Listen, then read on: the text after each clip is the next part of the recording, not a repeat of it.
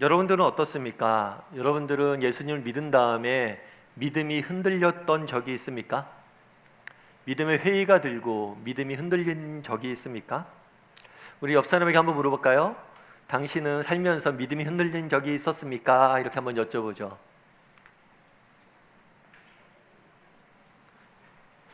목사님, 저는 매일 흔들립니다. 이렇게 말씀하실 수도 있겠죠. 사실 우리가 예수를 믿고 난 다음에 정말 믿음이 한 번도 흔들리지 않고 굳건히 서 있으면 좋습니다. 그런데 이 땅을 살다 보면 우리의 믿음이 흔들리고 무언가 설명할 수 없는 시험에 들 때가 있습니다. 사실 시험이 없는, 그 다음에 이런 흔들림이 없는 신앙생활은 없는 것 같습니다. 베네디토 수도사라는 분이 계십니다.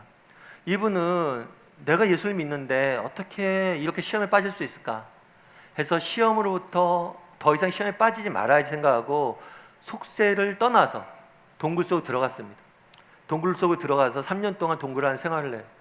옷도 털옷을 입고 음식도 위에서 내려오는 것을 먹고, 그러니까 동굴 속에서 오랫동안 3년 동안 생활했는데 나중에 생활한 다음에 그런 이야기를 합니다. 내가 시험에 빠지지 않기 위해서, 믿음이 흔들리지 않기 위해서 세상을 떠났는데 그 동굴 안에서도 유혹이 있었고 시험에 빠졌고 믿음이 흔들렸다는 것. 어쩌면 이 땅을 살면서 우리에게 시험은 반드시 일어나는, 우리가 회피할 수 없는, 어쩌면 시험이 없는 신앙생활은 없는 것이 아닐까 싶습니다. 예수님도 마찬가지예요. 예수님도 공생을 시작하기 전에 처음으로 하신 일이 뭐냐면 시험을 받으신 거예요. 저는 오늘 여러분과 함께 예수님의 받으신 시험에 대해서 좀 살펴보길 원합니다. 그래서 이 시험의 본질이 무엇이었는지, 또 우리는 어떻게 하면 이 시험으로부터 이겨낼 수 있는지에 대해서 여러분과 몇 가지 이야기를 좀 나눠봤으면 좋겠습니다. 첫 번째로 예수님이 받으신 시험은 무엇이냐? 그것은 하나님을 의심하라는 거예요. 하나님을 의심하라. 2절과 3절 말씀을 다시 한번 읽어보았으면 좋겠습니다. 2절과 3절 말씀을 같이 한번 읽어보도록 하겠습니다. 같이 읽겠습니다.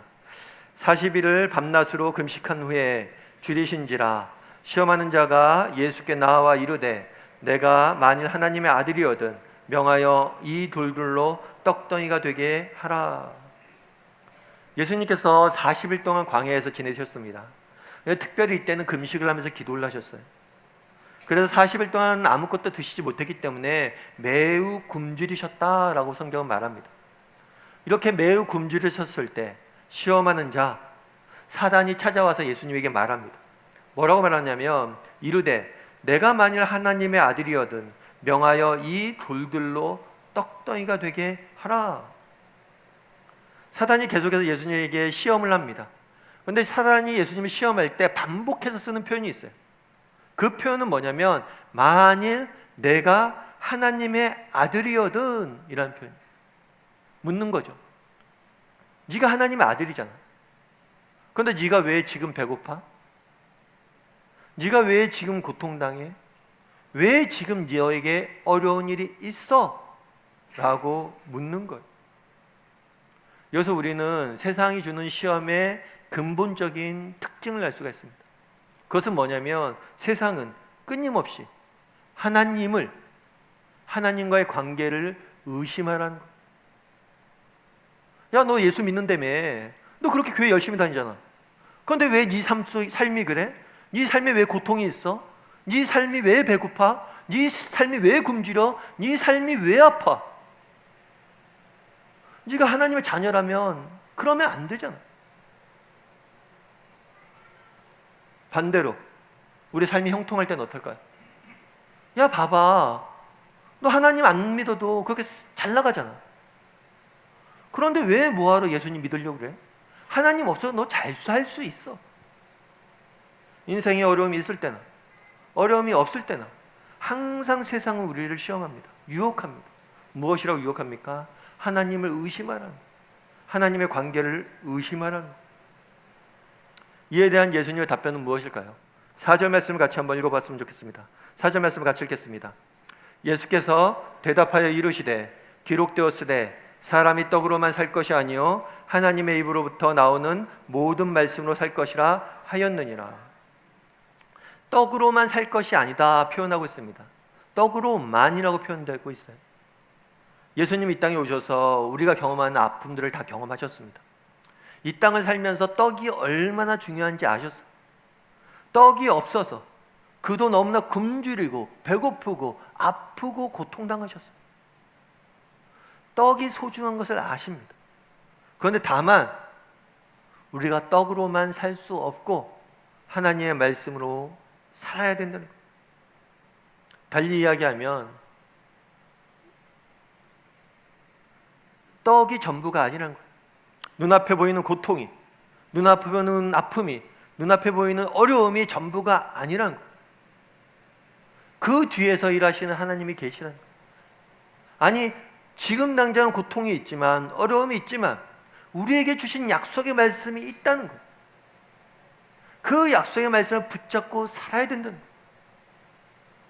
지금 당장의 어려움과 고통과 굶주림이 아니라 그 너머에 계신 하나님, 그 너머에서 우리에게 주신 약속을 붙잡고 살 수 있어야 된다는 겁니다. 사실 고통의 문제는 쉬운 문제가 아닙니다.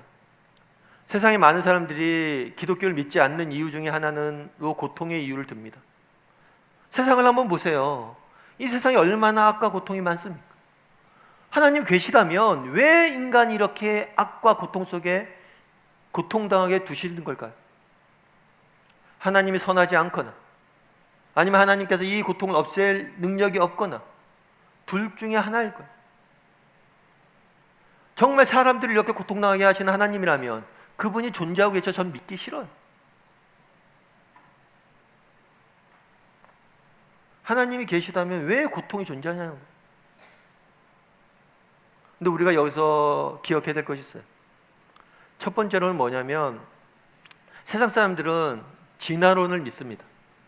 진화론의 가장 중요한 토대는 뭐냐면 적자생존과 자연도태예요. 강한 자만이 살아남는 거예요. 진화론 속에서는 죽음과 파멸, 고통과 강자에 의한 약자의 폭력을 정당화하고 당연시 여깁니다. 때로는 어미가 아이를 잡아먹기도 해요. 그게 자연계의 원리, 그게 진화론의 원리. 그럼 왜 진화론을 믿는 세상 사람들이 인간만은 고통당하거나 억압당하거나 배고프지 않아야 된다고 이야기하는 걸까요? 그게 자연계의 원리인데, 달리 이야기하면 고통과 악에 대해서 회의를 품는 것, 고통과 악이 나쁘다고 이야기하는 것 자체가 이 자연계를 지배하는 원리에서 벗어난 초자연적인 존재와 초자연적인 표준을 염두에 둔 거예요. 달리 이야기하면 왜 이 세상에 고통이 존재합니까? 라는 질문 자체에 하나님의 존재에 대한 갈망이 내포되어 있는 거예요. 다르게 표현하면 고통의 존재는 하나님의 부재가 아니라 하나님의 존재로 우리를 인도합니다. 두 번째로 기억할 건 뭐냐면 고통은 파괴적이에요. 고통만큼 인간과 사회를 무너뜨리는 게 없습니다. 다만 고통은 파괴적이지만 무의미하지는 않다는 것. 여러분도 생각해 보십시오. 인생의 가장 소중한 경험들을 언제 배웠습니까? 많은 사람들이 내 인생의 가장 소중한 경험들을 고통과 환난과 어려움 가운데 배웠다고 고백을 해요. 비록 고통 자체에 대해서 내가 감사하진 않지만 그 고통을 통해서 얻은 성숙과 성장과 정말 그 고통을 통해서 얻은 것들에 대해서는 내가 감사한다고 이야기합니다. 다르게 표현하면 고통이 파괴적이지만 무의미한 것이 아니기 때문에 하나님도 임시적으로 일시적으로 우리에게 고통을 허용하실 수 있다는 것, 고통을 허락하실 수 있다는 것. 또한 우리가 한 가지 기억할 것이 있어요. 사람들이 말합니다. 내가 고통당할 때, 내가 아플 때 하나님은 도대체 어디 계셨냐? 그거에 대한 하나님의 답은 내가 너희와 함께 고통당했다는 거예요. 오늘 본문에 보면 예수님이 40일 동안 굶주리셨다 이야기합니다. 이뿐만 아닙니다. 예수님께서 이 땅에 오셔서 인간이 겪는 모든 고통들을 경험하셨어요. 그리고 마지막에는 우리를 대신해서 십자가에 달려 죽으셨어요. 우리가 고통당할 때 하나님은 어디 계십니까? 십자가 위에서 우리와 함께 고통당하셨습니다. 물론 예수님께서 십자가 위에서 고통당하셨다는 사실이 우리가 당하는 고통의 이유를 설명하진 않습니다. 하지만 하나님이 우리를 사랑하지 않는다라고 말할 수는 없게 해요. 왜냐하면 진정한 사랑은 고통당한 사람에게 해결책을 주는 게 아니라 그와 함께 고통당하는 것이기 때문입니다. 하나님은 우리를 사랑하셔서 우리와 함께 고통당하셨습니다. 그리고 마지막으로 언젠가 하나님은 고통을 완전히 없앨 겁니다. 성경은 십자가의 고난만 이야기하지 않습니다. 그 후에 부활의 영광을 이야기해요. 반드시 내가 이 모든 고통들을 없앨 것이라고 약속하셨습니다. 세상 우리에게 늘 묻습니다. 네가 하나님의 아들인데, 하나님의 자녀인데 네가 왜 고통당하고 이렇게 아파야 되냐? 묻습니다. 성경은 말합니다.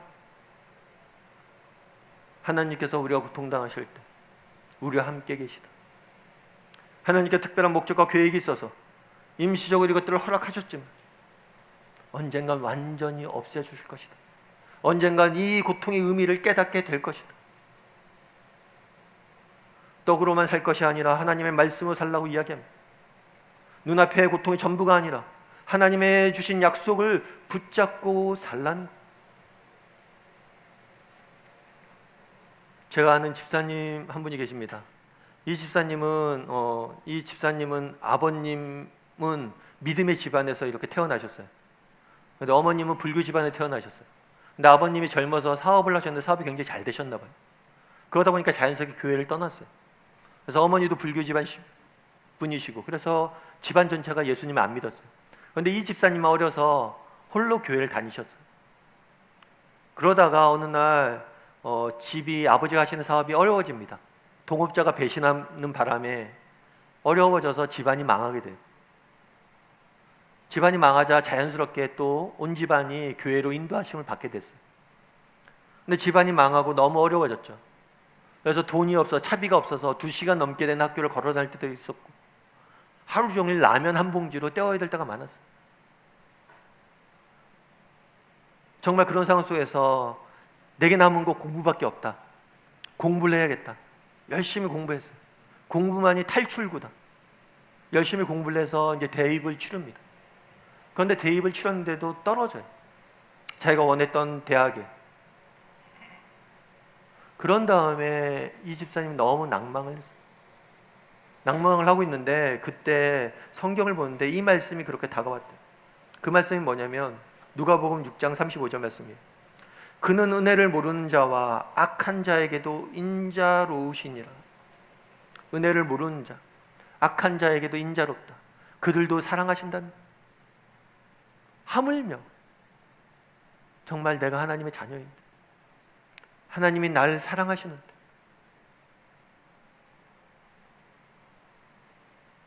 날 이렇게 두겠어. 이 사랑을 확신하자 그 마음에 평안이 찾아왔다. 우리도 마찬가지. 정말 우리 눈앞에 고통이 임할 때가 있습니다. 정말 굶주릴 때가 있어요. 죽을 것 같은 때가 있어요. 그럴 때라도 우리가 누구인지를 기억해야 됩니다. 하나님이 우리에게 주신 약속을 기억하셔야 돼요. 하나님이 나를 얼마나 사랑하는지를 기억하셔야 돼요. 내가 하나님 앞에 어떤 존재인지를 기억하셔야 돼요. 그럴 때 우리는 이길 수 있습니다. 그날의 예수님은 끊임없이 세상은 우리에게 하나님을 의심하라 이야기합니다. 성경은 끊임없이 하나님의 약속의 말씀 붙잡고 그분을 신뢰하라 이야기합니다. 바라기는 우리 다음의 식구들이 정말 세상 속에 살면서 늘 하나님을 신뢰하고 약속의 말씀을 붙잡을 줄 아는 저와 여러분이 되기를 주님의 이름으로 소원합니다. 두 번째로 오늘 본문에서 시험의 본질은 뭐냐, 또 다른 시험은 뭐냐, 그것은 하나님이 되라는 거예요. 5절과 6절 말씀 한번 같이 읽어보았으면 좋겠습니다. 5절과 6절 말씀 같이 읽겠습니다. 이에 마귀가 예수를 거룩한 성으로 데려다가 성전 꼭대기에 세우고 이르되 내가 만일 하나님의 아들이어든 뛰어내리라. 기록되었으되 그가 너를 위하여 그의 사자들을 명하시리니 그들이 손으로 너를 받들어 발이 돌에 부딪히지 않게 하리로다 하였느니라. 사단이 이야기해서 마귀가 와서 예수님에게 이야기합니다. 뛰어내리라고. 야, 이곳에 뛰어내려. 왜 뛰어내리라고 했을까요? 야, 성경에 써 있잖아. 하나님께서 널 지키고 보호하신다며. 너 뛰어내려도 하나님 널 지키고 보호하실 거야. 이 사단의 말이 맞는 말일까요? 틀린 말일까요? 맞는 말일까요? 틀린 말일까요? 하나님은 당신의 자녀들을 보호하시는 분이십니까? 지금 어려운 거 물은 거죠. 보호하시는 분이십니까? 예, 보호하시는 분이세요. 지키고 보호하시는 분이세요. 그럼 사단이 한 말은 맞아요. 그러면 사단이 한 말의 문제는 무엇일까요? 그거는 순서의 문제가 있어요. 어떤 순서의 문제가 있습니까? 내가 결정을 하고 하나님이 나를 보호하실 것이라고 믿는 거예요. 내가 먼저 뛰어내리는 거예요.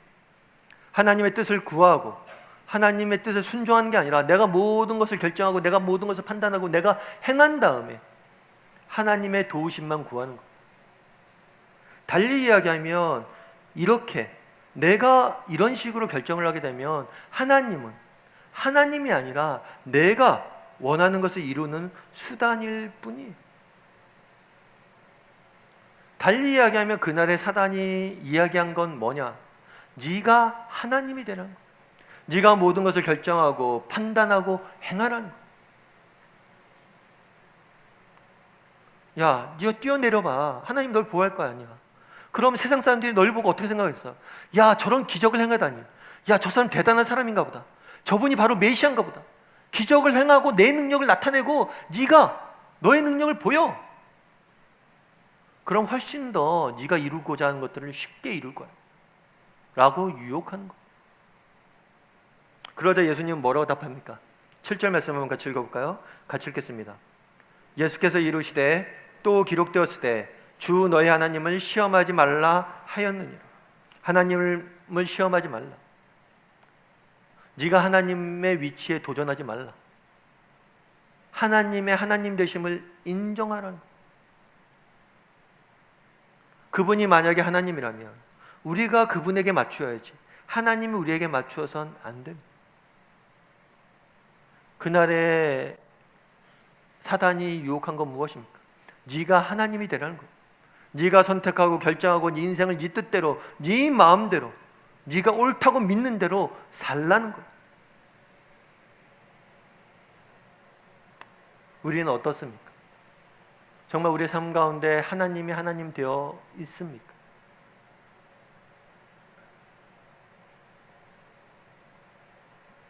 제가 최근에 어떤 글을 하나 읽었어요. 글을 읽었는데 그 글에서 그런 표현이 있더라고요.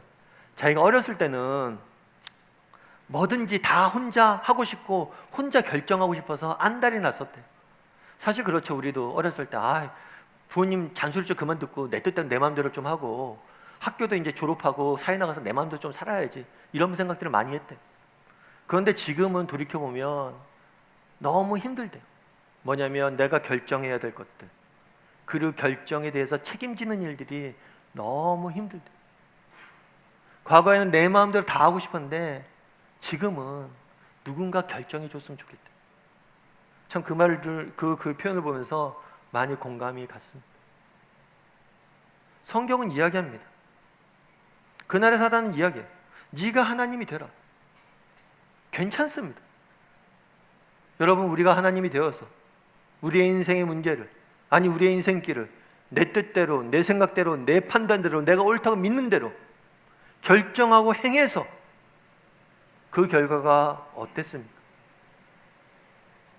그 끝에서 참된 기쁨과 행복과 만족을 맛보았습니다. 보았습니까?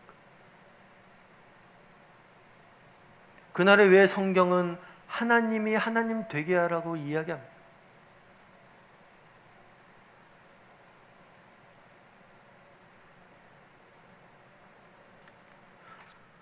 리처드 범브란트라는 분이 계세요. 이분은 살아있는 순교자라고도 이야기를 듣습니다. 이분은 한 살 때 고아가 됐어요.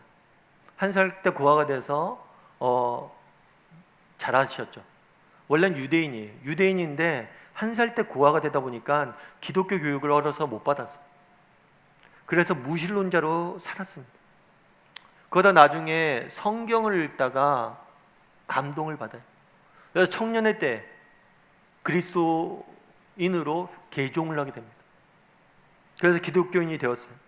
그런 다음에 뭘 하셨냐면 루마니아가 그 당시 공산체에 있었는데 그곳에 가서 복음을 전했어요. 그곳에서 복음을 전하다 보니까 아무래도 루마니아 정부에서 붙잡혀서 8년 동안 감옥 생활을 하게 됩니다.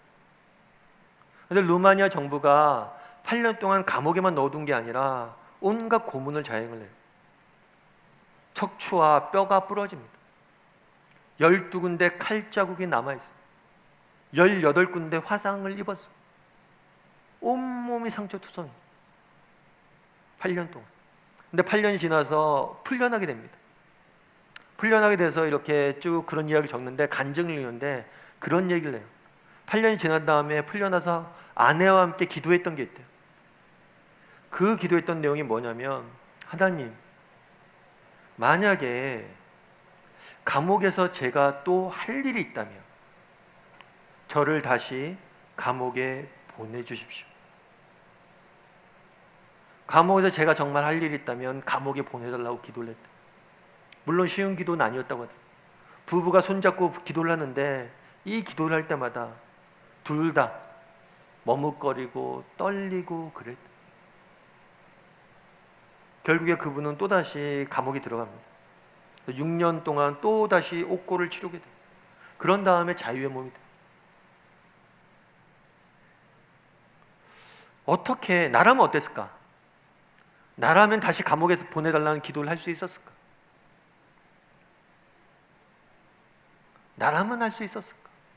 어떻게 그렇게 기도할 수 있을까? 나보다 나를 더 잘 아시는 하나님, 나보다 나를 더 사랑하시는 하나님, 나보다 내게 무엇이 더 좋으신지 아시는 하나님, 그분이 내 인생의 하나님이 되고 내 인생의 주인이 되고 내 인생을 인도해야 된다는 믿음이 있었기 때문에, 그날에 왜 성경은 하나님이 하나님 되게 하라고 우리에게 명령하실까? 그분이 나보다 나를 더 잘 아시고 나보다 나를 더 사랑하시고 나보다 내 인생을 더 귀한 것으로 인도하실 것을 믿기 때문에 그분에게 맡기는 것. 미국은 이제 대학교마다 이제 그러니까 대학교 졸업식 때 연설을 하는데, 뭐 학교 졸업생 중에서 하기도 하고 뭐 유명 인사가 와서 연설을 하는 경우들이 있어요. 그래서 미국 대학교에서 이렇게 매년마다 많은 대학교에서 연설이 있겠죠. 그런데 명연설로 꼽히는 연설이 3가지가 있대요. 그건 뭐냐면 스티븐 잡스가 했던 2005년도 스탠포드 대학에서 했던 연설이에요. 그리고 이제 해리 포터 라는 작품을 쓴 조앤 롤링이라는 분이 2008년도에 하버드에서 했던 연설. 그리고 유명한 방송인인 코난 오브라이언이 2011년도 디트머스에서 했던 연설이에요. 근데 이 연설 3가지를 최고의 연설을 꼽는데 이 연설 3가지에 공통점이 있어요. 그것은 뭐냐면 실패의 소중함이에요. 이 3명 다 실패를 경험했던 사람이에요. 스티븐 잡스는 대학을 중퇴하고 해고당하고 사업을 실패했어요. 조앤 롤링은 가난한 집에서 태어났고 가난 속에 자랐고 싱글맘이었어요. 코난 오브라이언은 17년 동안 봉사했던 회사에서 말 한마디 없이 해고당했어요. 이런 실패와 아픔을 이 자신의 인생들을 얼마나 가치 있게 바꾸었는지를 이야기하는. 그 사람들에 대해서 이야기하는 거예요.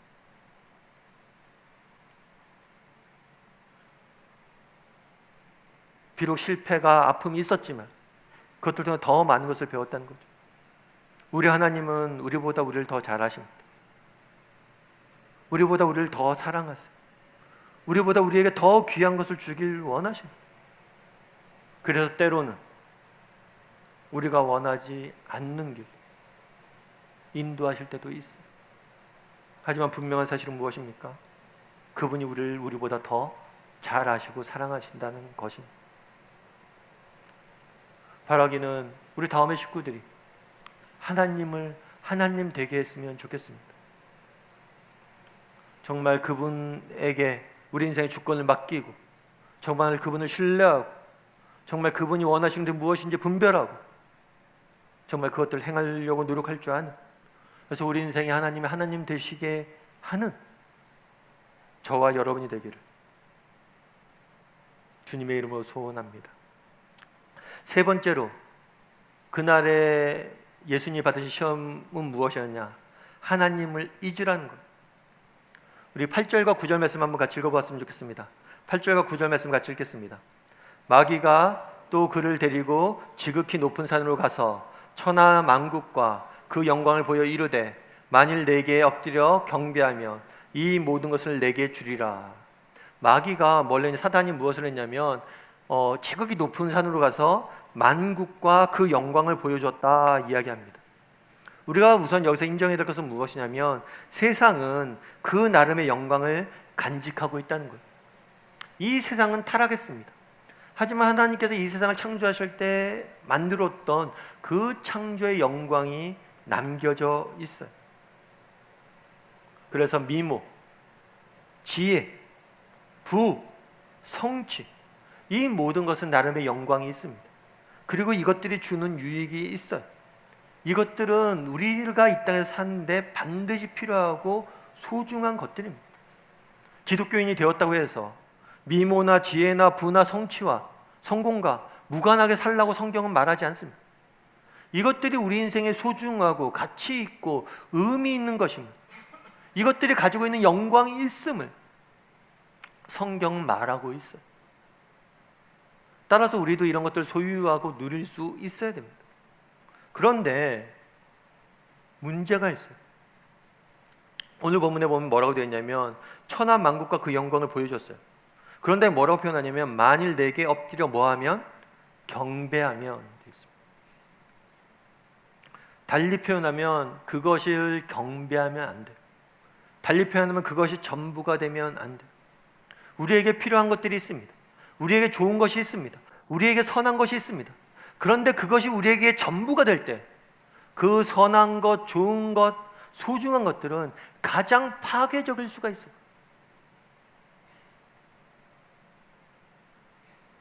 자녀는 하나님이 우리에게 주신 기업입니다.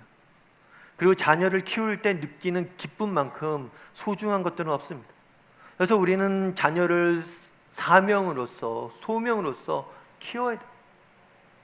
그런데 다만 그 자녀가 내 인생의 전부가 되는 순간 자녀는 우리 인생을 파괴할 겁니다. 세상의 성공도 마찬가지예요. 건강도 마찬가지예요. 저희 우리 믿는 사람들이 세상 속에서 정말 영향력 있는 위치에 가야 돼요. 그리고 영향력을 행사해야 됩니다. 그런데 그게 우리 인생의 전부가 되는 순간 그 성공은 우리 인생을 반드시 파괴할 겁니다. 여러분 이 장범준이라는 가수를 아시는가 모르겠어요. 예전에 슈퍼스타 K에 나왔던 오디션 프로그램에서 이제 발탁이 된 일학 스타가 된 버스커라는 그룹의 가수예요. 그래서 이 가수는 그때도 굉장히 슈퍼스타 K로 인기를 얻었고 해마다 벚꽃이 필 때쯤 되면 벚꽃과 관련된 노래를 만들어서 굉장히 많은 인기를 얻습니다. 그 음원 수입이 굉장히 많아요. 그런데 이 사람이 특징이 있어요. 그건 뭐냐면 방송에 잘 안 나와요. 그 노래만 만들고 그때만 하고 방송을 전혀 안 해요. 사람들이 물었어요. 왜 방송도 활동도 하고 이렇게 인기가 많으면 사람들이 당신을 보고 싶어서 막 하는데 TV에도 좀 나와서 연주도 하고 노래도 하고 그러지 왜 안 나오느냐. 그런데 그 친구가 이런 얘기를 하더라고요. 저는 그냥 지금 제가 좋아하는 노래 만들어서 부르기에 충분합니다. 더 방송에 나가서 더 많은 인기를 얻고 더 많은 부를 얻으면 좋겠죠. 하지만 지금 제가 노래하는데 저는 충분합니다. 참 젊은 친구인데 굉장히 존경스럽더라고요. 수많은 가수들이 있습니다. 그런데 그가 노래가 아니라 인기와 그 노래가 가져된 명예와 부에 집착하는 순간 그 인생이 파괴되는 것을 너무나 많이 보았어요. 그래서 정말 노래를 잘하고 무엇인가 열심히 해서 부와 인기를 얻으면 좋지만 그것이 아니라 나는 노래에 집중하고 싶습니다. 그날에 이야기합니다. 이것에 절하라고. 그것에 절하는 순간 우리의 인생은 파괴될 수밖에 없어요. 그렇다면 예수님께서 뭐라고 답할까요? 10절 말씀 같이 한번 읽어보았으면 좋겠습니다. 같이 읽겠습니다. 이에 예수께서 말씀하시되 사단아 물러가라. 기록되었을 때 주 너희 하나님께 경배하고 다만 그를 섬기라 하였느니라. 하나님만 경배하고 섬기라고 이야기합니다. 세상의 영광을 보여줬어요. 하지만 그 영광이 아니라 이 모든 세상의 영광을 만드신 진정한 영광의 원천인 하나님을 바라보는 것. 이 땅을 살면서 우리에게 필요한 것들이 많습니다. 이 땅을 살면서 우리에게 정말 부도 필요하고 성공도 필요하고 이 생이 가치가 있기 때문에 우리의 생을 가치 있게 만들 수 있는 많은 능력과 많은 것들이 필요합니다. 그것들을 위해서 우리는 노력을 해야 되고 이루고 살아가야 됩니다. 그런데 한 가지 기억할 것이 있어요. 이 세상은 일시적이고 임시적이란 것. 이 세상에서 누리는 모든 영광은 일시적이고 임시적이란 것. 우리가 진정으로 바라봐야 될 영광은 따로 있다는 것. 언젠가 이 세상이 끝나고 새롭게 열릴 진정한 영광, 하나님과 우리에게 약속된 영원한 생명과 영원한 하나님 나라, 그 영광을 바라보고 그 영광을 섬기고 그 영광을 경배하라고 이야기하는 겁니다.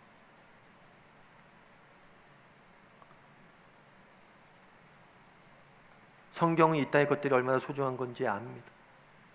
하지만 이 땅의 것들은 일시적이고 임시적이고 참된 영광을 바라보고 경배하라 이야기합니다. 바라기는 우리 다음의 식구들이 정말 진정한 영광을 바라볼 수 있었으면 좋겠습니다. 영원한 영광, 영원히 변하지 않을, 사라지지 않을 영광을, 더 큰 영광을 바라보고 그것들 사모하고 그것들 꿈꾸며 살아갈 줄 아는 저와 여러분이 되기를 주님의 이름으로 소원합니다.